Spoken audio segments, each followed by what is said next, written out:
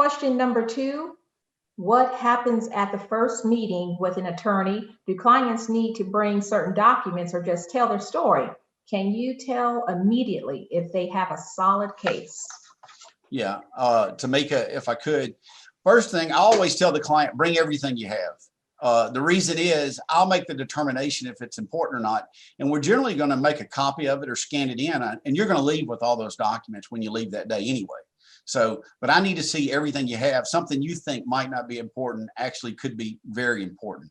At the first meeting, I explained to you the process, how long you should expect it's going to take, and what we charge as lawyers and what I'm responsible for as far as expenses and what you, the client, might be responsible for as far as expenses. And so I'll walk you through a contract, and you could take the contract with you or sign it right there. But that's what I basically go over with you. Now, as far as the question whether or not I think you have a good case, that's easy if you got a rear end car accident and I know what your medical bills are. Yeah, I can answer that pretty easy. A lot of times I can't really answer that question until I've done some interviews or gotten in more medicals or other evidence to form an opinion as to whether or not you have a good case. Rocky, would you agree with that?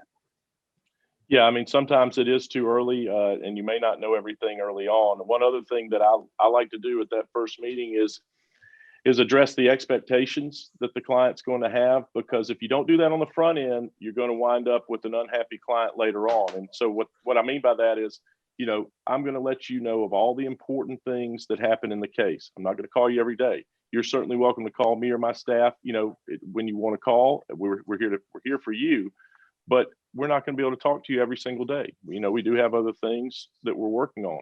And just because we don't call you every day doesn't mean we're not working on your case. And I think it's important to let them know that up front. The case may take a year. It may take a year and a half. There may be some delays. If you do that on the front end, it saves you a lot of problems on the back end if they don't hear from you for three or 4 or 5 weeks.